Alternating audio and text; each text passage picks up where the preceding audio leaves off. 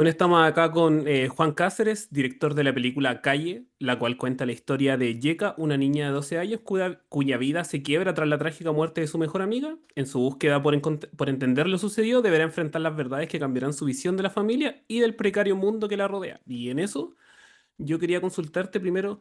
La película comienza con un discurso potente y directo, y quería saber si esa línea inicial es una especie como de advertencia de lo que viene, o es como una declaración de principios sobre el tono que llevará la historia. Bueno, esa pregunta me permite quizás hablar un poco de la manera en que esta película se realiza, porque originalmente esa línea no iba al inicio en el guión, sino que iba en otro ¿Ya? lugar. Pero precisamente sentimos la necesidad de contextualizar un poco más concretamente el universo en el que estábamos entrando, para que se conociera desde el primer minuto, eh, claro, pues, las problemáticas sociales que estaban alrededor, y para entender que nuestra protagonista, cuando empieza la película, no la empieza desde la total ingenuidad de la niñez, sino que también en estas niñeces de contextos marginalizados viene como esta carga social, esta carga política, por decirle. Más o menos ahí fue que en el montaje ya decidimos trasladarlo hacia el inicio. Entiendo. Bueno, igual bueno, Calle es una película muy chilena, pero a la vez transmite un mensaje bastante universal sobre la marginalidad. Y primero quería preguntarte, ¿con qué sensación te quedaste al proyectarla, por ejemplo, en el Festival de Cine de Gifoni en Italia? Bueno, fue súper, súper especial proyectar la película por primera vez ante una audiencia de 500 jóvenes, niñas, niños de alrededor promedio 13 años, que tenían casi la misma edad que Antonella, nuestra protagonista, con quien viajamos hacia allá. Y, y bueno, yo tengo una experiencia viajando con una película, que es mi anterior película Perro Bomba, una película que pasó por distintos festivales de cine para adulto, por decirle, y existe en los festivales de cine para adulto una sensación del cine como una ceremonia bien seria, como una ceremonia eh, bien, bien formal, incluso en ocasiones, en la que desde que empieza la película hasta que acaba tienes que mantener como un silencio totalmente, bueno, un silencio total. Y, y claro, luego al final te podrás expresar si es que te gustó con los aplausos o no. En el caso de Gifoni, la audiencia estaba viva constantemente. Aplaudían las decisiones de la protagonista, aplaudían la música, opinaban, eh, estaban ahí como con sus teléfonos de pronto, sacando fotos a la pantalla, sacándose fotos ellos mismos, mientras la película se proyectaba. Y al principio yo quedé medio choqueado porque, claro, pues era el estreno mundial de esta película. eh, por precisamente esta experiencia que te contaba de mi película anterior, yo quizás esperaba para el estreno mundial, claro, un poquito más de ceremoniosidad. Y claro, cuando vi estos movimientos dije, chuta, no, no está gustando, no está enganchando, le está aburriendo. Pero cuando acabó la película, el aplauso fue súper lindo. Y luego la ronda de preguntas y respuestas que viene después también fue muy, muy linda y muy cargada eh, de, de conocimiento, ¿cachai? Muy cargada de sabiduría, diría yo. Nos hicieron preguntas muy, muy, eh, muy, muy astutas, muy, muy complejas, incluso que me hizo pensar a mí, entonces, ya respondiendo la pregunta en concreto, que bueno, estas realidades se repiten guardando los matices quizás, pero se repiten en distintos lugares del mundo. Una niña nos decía, yo soy de Nápoles y esto me recuerda a algunos lugares de Nápoles, eh, y cosas de ese tipo. Entonces nos quedamos con una sensación de que, bueno, esta frase que ya es un cliché, que si mal no recuerdo la dijo Anton Chekhov hace más de 100 años, de que para ser universal hay que ser profundamente local. Creo que igual termina de tener sentido, porque esta película yo la hice para el público chileno. Yo tengo como ese interés de poder disputar las audiencias chilenas en un país que lamentablemente no ve su cine, y sin embargo pasan estas cosas, que la película viaja a Italia, viaja a Alemania, y bueno, y se entiende, y las personas igual se identifican. Entiendo igual. En base a lo mismo, igual hay primeros planos hacia la comida, la once, las conversaciones cotidianas, y quería saber si tú buscabas como mostrar el día a día de muchas familias chilenas o había otra intención detrás de esas escenas tan íntimas. Sí, bueno, bueno, mi directora de fotografía, la Valeria Fuentes Briones, a ella, bueno, nosotros con ella estudiamos cine juntos, eh, bueno, también con otras personas del equipo, trabajamos juntos, nuestra primera película, Perro Bomba, esta es nuestra segunda película, y hablamos de cine constantemente, y ella siempre me habla de que le encantan las películas en las que las personas comen. Mm. Le encantan las películas en las que las personas realmente disfrutan la comida y en la que la comida no ocupa solo un rol de utilería, sino que es realmente, no sé, que tiene calor, que sale vapor, que tiene textura, que te lleva como a ciertos lugares.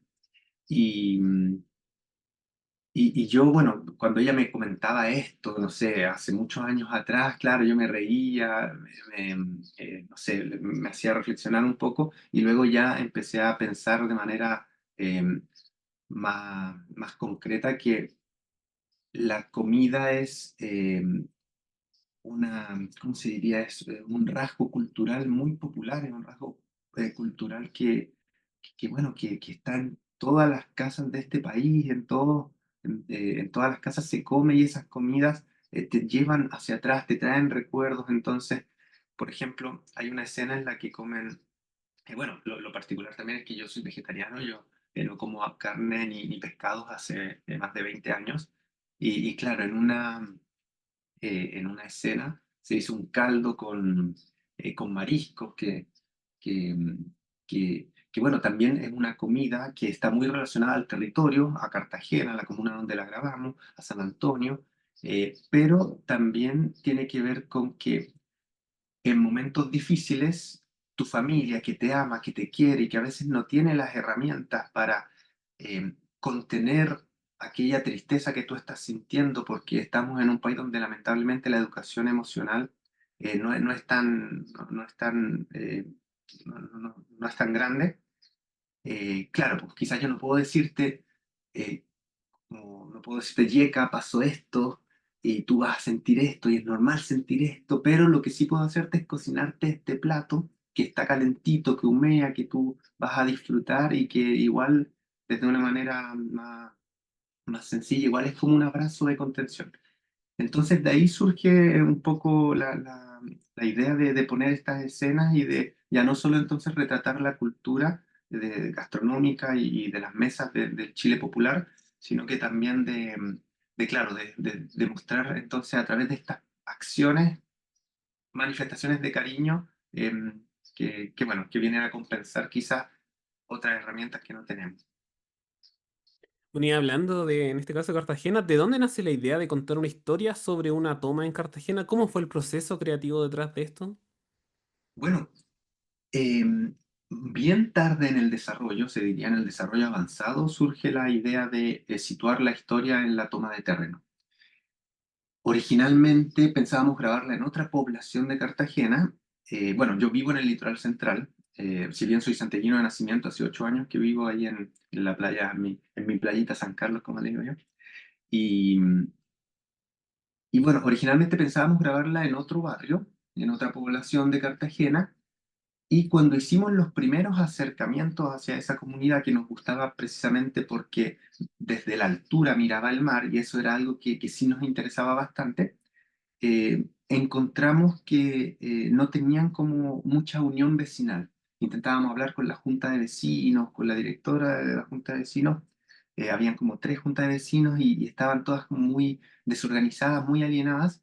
Y eso lamentablemente puede jugar en contra de un apropiado rodaje porque para un rodaje tú necesitas organizarte con la comunidad. Necesitas poder avisar que de pronto vas a estar grabando en cierta calle o que vas a estar grabando en cierta casa y que por favor los vecinos no pongan la música tan fuerte, o horario, etcétera, etcétera. También necesitas asociarte con las personas de ahí para por ejemplo, no sé, poder conseguir un catering, alguna vecina que pueda cocinar. em, o transporte, etcétera, como que pensábamos que sí o sí el cine tiene este potencial entrar a un lugar y activarlo incluso económicamente, como se ha debatido largamente desde los gremios de producción y otros. Y claro, no encontramos esto en esa población inicial en la que pensábamos y luego conocimos las Loicas, conocimos a una de sus dirigentes, Gabriela Luna, quien nos invitó a grabar ahí y al principio tuvimos ciertas dudas porque, claro, tú sabes que la película toca temas complejos, no los evade y los toca de una manera directa, sin edulcorar, sin higienizar. Se habla de entonces de droga, se habla de pistolas, por dar ejemplo. Y eh, pensábamos que podía no ser tan apropiado meter una historia así en una toma de terrenos, toda vez que desde los medios masivos de comunicación constantemente se asocian las tomas de terrenos como con estos elementos. Pero finalmente terminamos por encontrar en la Villa Las Loicas, en la toma de la Villa Las Loicas, eh, el ambiente ideal para desarrollar este trabajo tan sensible, con vecinas que se comunican constantemente, con una comunidad que está totalmente organizada, que es totalmente segura para también los equipos cinematográficos que de pronto son, tú sabes, son carísimos y terminamos por encontrar eso y logramos también poder mostrarle el guión a las vecinas, a los vecinos a través de sus dirigentes y, y claro, todas aquellas aprensiones que tenía yo de pronto, ellas me las lograron como calmar porque me decían, al final, esta es la realidad. ¿Cachai? ¿De qué sirve de pronto que muestren una película grabada en las tomas donde todos seamos como 100% buenos y seamos ángeles y no hayan problemas? ¿Cachai? De qué sirve eso? Porque al final eso es evadir y es como voltear la mirada de cómo es el Chile real y por el contrario. Creo que esta película, con sus matices, con sus claros y oscuros, permite ver a las clases populares sin, nada, sí, como sin la máscara y permite entonces llevar ya reflexiones que puedan aportar y no solo que sean decorativas. Bueno, creo que igual respondiste un poco de la pregunta que venía, pero quería preguntarte que tanto, bueno, tanto en Perro Bomba, que es tu primer largometraje, como en Calle se sitúan en los márgenes, retratando vidas que muchas veces pasan desapercibidas o solo aparecen en las noticias, como tú decías, y quería saber igual que se pudiera ampliar un poco de que, como qué te impulsa a contar esta historia desde esos lugares y a dar voz a personajes que normalmente en el cine y de hecho en la sociedad no se miran de cerca. Em, Bueno, yo diría que son dos los motivos. Primero, mi formación. Yo me formé en cine en la Universidad de Chile, una universidad que, que se caracteriza por tener un enfoque muy social respecto al cine, por entender el cine ya no solo como una herramienta de entretenimiento, obviamente, ni tampoco simplemente como una herramienta artística propiamente tal, eh, sino que entenderla como con un rol social. Yo creo que eso es lo primero. Yo pasé del colegio a la universidad y naturalmente era muy joven, entonces esas reflexiones igual se pregnaron en mí. Pero luego también tiene que ver con mi origen social, por yo haberme criado en las periferias santiaguinas y también por tener a toda mi familia siempre como viviendo en las culturas populares y luego cuando yo entré a la U, yo siempre me acuerdo de esta anécdota, yo tuve que estudiar el expresionismo alemán y me llevé a la casa una copia del Doctor Caligari, que es una película que a mí me encanta también. Y claro, bueno, obviamente es muy antigua, pero yo lo que hice fue ponerla en el living de la casa y decir, veamos una película familia. Y claro, mi familia, que somos 5 personas en ese entonces, nos sentamos ahí, empezamos a ver esa película y como que yo caché al tiro que claro, que no era, no era lamentablemente como algo tan fácil de ver para ella y para ellos, considerando que, claro, las familias chilenas en general, sobre todo las de sectores populares, tienen una tradición del cine hollywoodense, de ver todas estas películas, bueno, Rápido y Furioso, los Avengers, ¿cachai? De esperar películas así, entonces luego ya... claro, yo dije, ya, yo quiero hacer películas que obviamente dialoguen con lo social, con el arte y que también tengan esta impronta de poder, no sé, transmitir como tanto a nivel temático como rítmico, como, no sé, cosas, digámosle, que pudiesen ser de interés de ellos. Entonces, en base a esos dos elementos es que surge este interés, por resumirlo. La historia podría quizás alargarse, pero más o menos esas son como los principales. Entiendo. Bueno, igual, ¿cómo fue el proceso para elegir a Antonella, la actriz principal? ¿Participó en algún tipo de casting abierto o algún otro tipo de búsqueda? Sí, hicimos un casting masivo el año 2020, en plena pandemia, cuando Calle era solo un proyecto y cuando el guión era bastante distinto a lo que terminó siendo. Y en ese casting, que lo hicimos primero por videollamada porque estábamos en plena pandemia, em, bueno, ella tenía 8 años, era una niña muy pequeña. Siempre ahora la Violeta, su madre, nos cuenta que, claro, ella vio el aviso en una página de noticias de San Antonio de que había un casting, le preguntó a sus 2 hijos mayores y no quisieron, y luego la Antonella escuchó y dijo, ah, mamá, yo quiero. Ella tenía 8 años, imagínate, muy chiquita, y inmediatamente cuando yo le hice el primer ejercicio de actuación, un ejercicio muy simple, enfocado a infancia, donde jugábamos con la imaginación de algo, en una situación ficticia. Yo me di cuenta que ella tenía una capacidad muy grande para poder expresar y para poder usar sus emociones sin que eso le afectara en su interioridad, porque ya tú sabes que trabajar con niñez es un tema súper complejo. No sé si has escuchado del caso Ponet, que le dicen a raíz de esta película, a ver si me fue el año exacto, pero una película eh, francesa que se llama Ponet, protagonizada por una niña de 8 años, donde se usaron metodologías de actuación eh, tan brígidas que para, para lograr una buena actuación de ella en momentos muy particulares, se les hizo creer que lo que estaba actuando era una cosa de la realidad. Entonces ella no estaba actuando, sino que estaba como viviendo algo. Y bueno, eso causó una gran controversia en ese entonces y ya sirvió de aprendizaje para todas las personas que en adelante trabajamos con niños. Entonces la Antonella lo que tuvo fue la capacidad de comprender. Eh, y bueno, fue así que llegamos a ella. Pasamos luego desde el año 2020, con 8 años que le hicimos el casting, hasta el año 2023, cuando grabamos la película. Ella tenía 12 años. Pasaron muchos procesos, hicimos un par de talleres, hicimos como harto ejercicio, grabamos un cortometraje donde le dimos un papel chiquito también.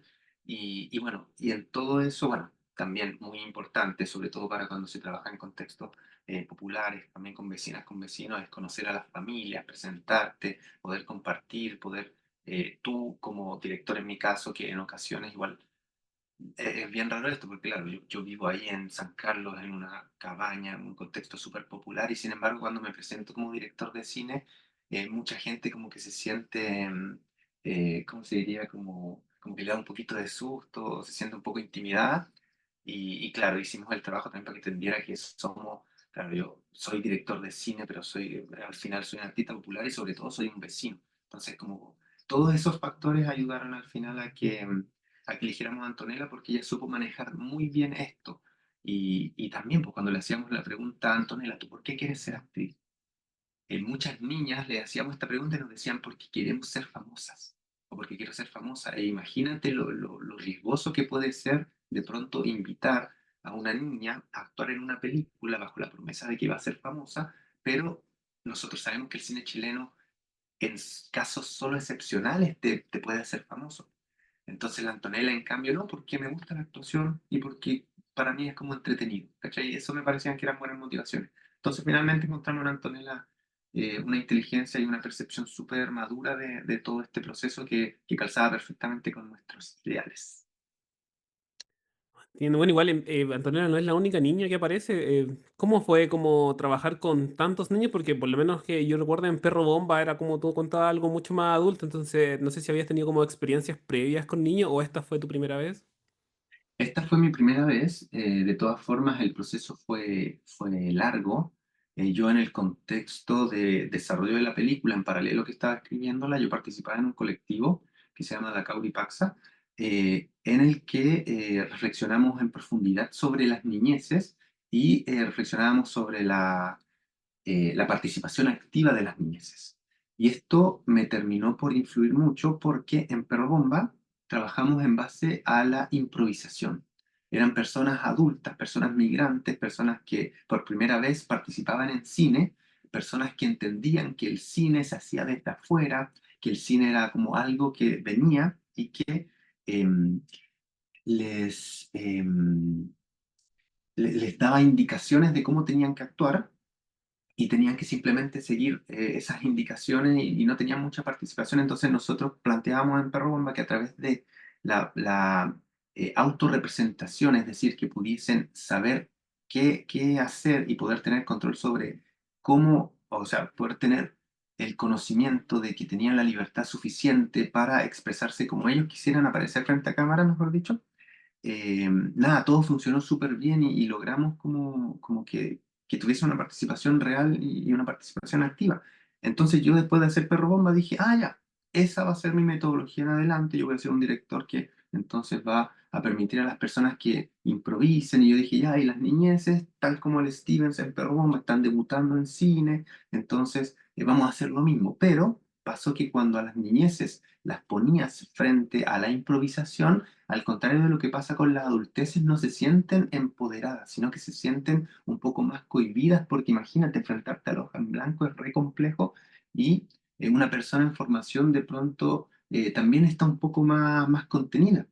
Y ahí nos dimos cuenta que este método que funcionó en Perro Bomba no iba a funcionar en Calle, y en Calle, por el contrario, lo que funcionó fue un trabajo donde, a través del traspaso total del conocimiento y de la total transparencia de las ideas del proyecto, las niñeces pudiesen entender eso, pudiesen leer el guión en concreto, pudiesen entender la historia en su totalidad, incluyendo sus cosas más complejas, como por ejemplo el tema de la adicción a la pasta base o del duelo, y pudiesen entonces ya saber, llegar al set sabiendo exactamente lo que hacer. Y eso fue genial porque luego eso nos permitió que ellas pudiesen fortalecerse en torno al texto y me decían de pronto, oiga Juan, eh, está bacán esta línea, la entiendo, pero yo no la diría así. ¿Puedo decirla de otra forma? Y era como gracias, ¿cachai? Gracias por participar, por poner atención, porque obviamente eso que tú me estás diciendo va a hacer que la película mejore y nada, po. Esto fue un gran aprendizaje para mí porque me hace aprender algo básico, que es que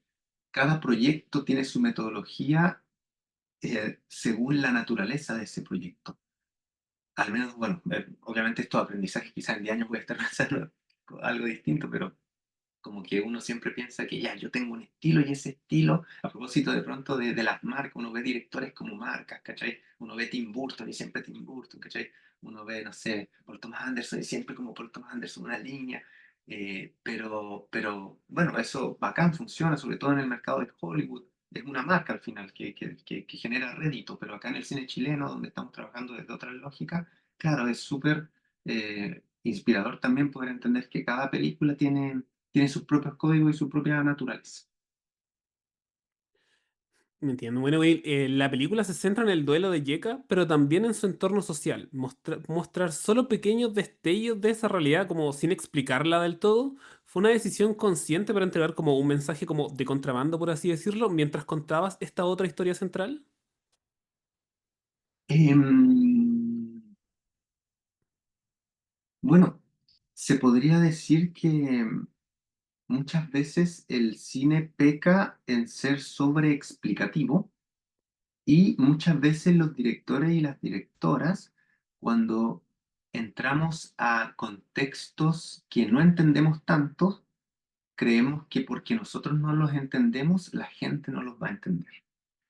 Entonces, a mí me pasa con esta película que, claro, cuando la muestro en Italia, en Santiago, por ejemplo, eh, claro, la gente entiende la línea principal y agarra esbozos de otras temáticas, pero, por ejemplo, hace muy poquito, tengo muy fresca la experiencia del preestreno que hicimos en el campamento Villa Las Loicas, el lugar donde se grabó, con la gente del litoral.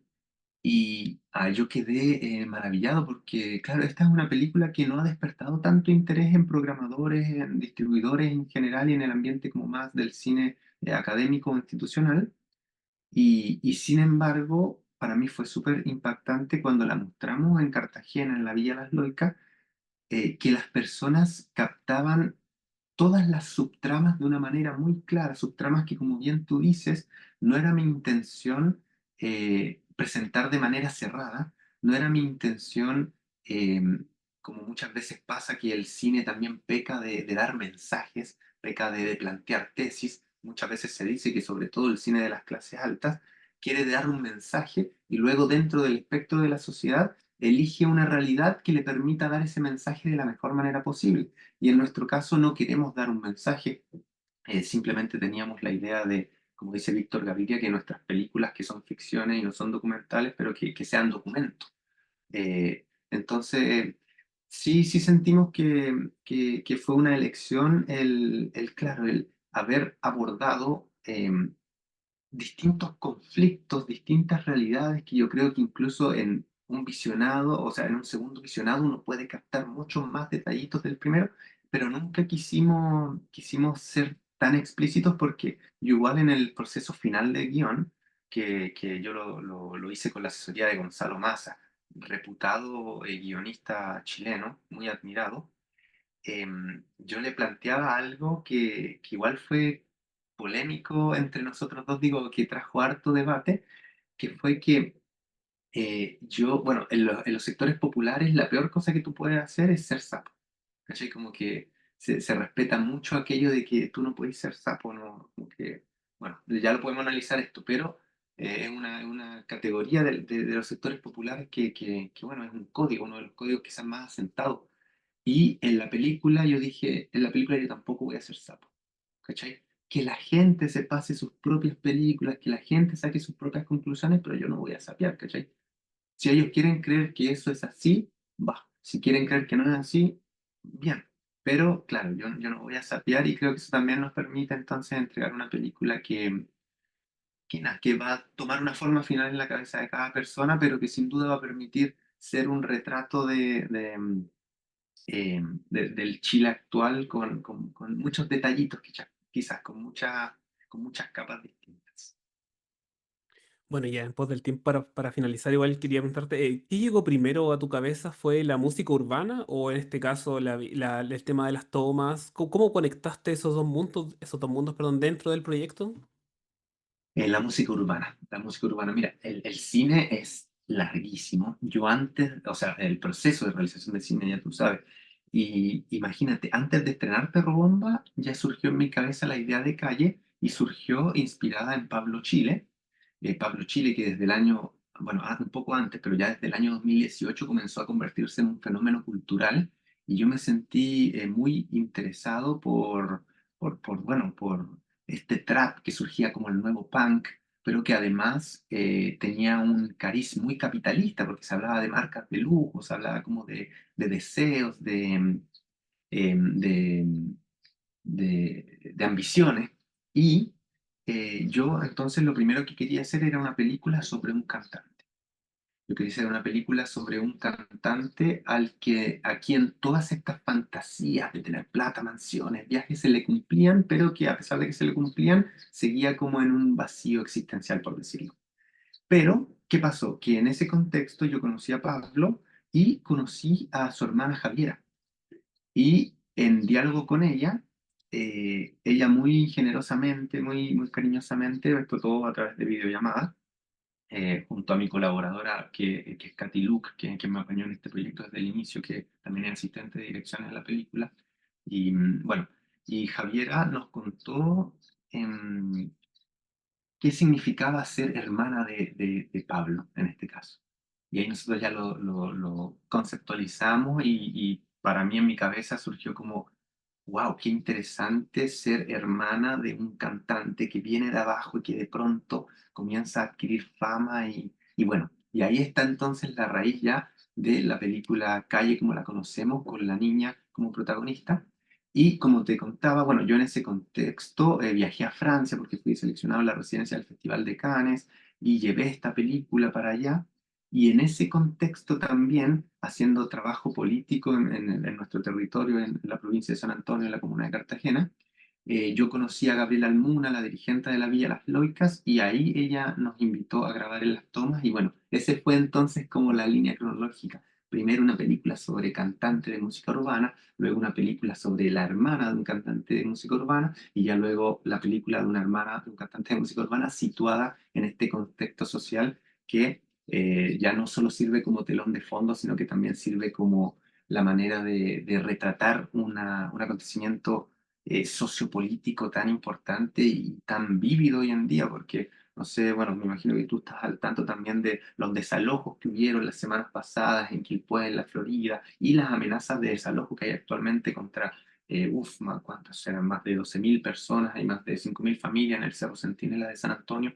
Entonces, fue así como se fue configurando la película de a poquito. Y bueno, no había contado yo esta línea cronológica tan así concretamente, así que te agradezco la pregunta porque también creo que me hace como valorar el cine y volver a valorar el proceso creativo del cine y poder transmitir cómo las ideas se transforman. Y es bueno que se transformen, es bueno que cambien porque las películas tardan tanto en hacerse y nosotros cambiamos en ese trayecto. Entonces, es súper lindo ver que una película y su proceso creativo también puede representar como el proceso de aprendizaje, de crecimiento y de no sé, de exploración de una persona, en este caso, em, el mío, que fui el director. Bueno, igual no, muy en corto ya que estamos terminando, pero no puedo irme sin preguntarte como, ¿qué piensas de que justo la película se va a estrenar, bueno, el próximo 23 de octubre, pero justo en esto que me estás diciendo con el tema de que están las tomas en general en la televisión, que los noticieros hablan mucho de eso, y bueno, hay demasiadas noticias en estos días sobre ello. Em, bueno, em, fuimos a presentar la película a la Villa Las Loicas, hablamos con las vecinas, los vecinos, hablamos con las dirigentes y en un contexto en que el debate en torno a las tomas de terreno está tan álgido, donde el tema recibe tanto odio, tanta animadversión, eh, que uno entra precisamente a las redes sociales y cualquier posteo que salga sobre las tomas de terreno está lleno de comentarios de gente diciendo que se vayan, son flojos, son abusadores, que se vayan a la calle. Creo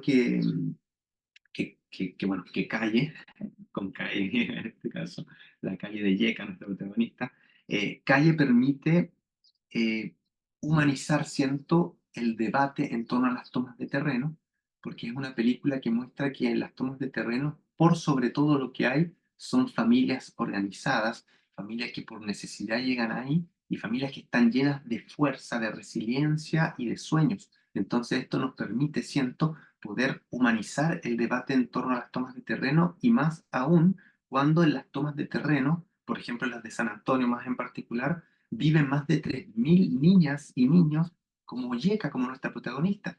Niñas y niños entonces que tienen el potencial de desarrollarse con tanta fuerza y de realmente constituirse en el bueno, cliché, pero en el futuro de este país, ¿cachai? Los chilenos, las chilenas, o los habitantes nacionales de mañana. Entonces, creo que eso es lo que esta película puede aportar en este contexto, puede entonces finalmente, en resumen, terminar por sumar un cariz humano a esta discusión que lamentablemente está tan manipulada por fines políticos y en contextos donde algunos candidatos están siendo tan agresivos. Creo que una película como Calle eh, puede entonces traer un poquito más de empatía a una problemática que es compleja, sin duda, pero que también está tan arraigada a la historia del Chile popular. Bueno, Juan, que bueno, muchas gracias por esta entrevista y por tu respuesta. Muchas gracias por todo. Y bueno, Calle se estrena este 23 de octubre, así que para que todos vayan a verla. Muchas Muchas gracias. gracias, pues.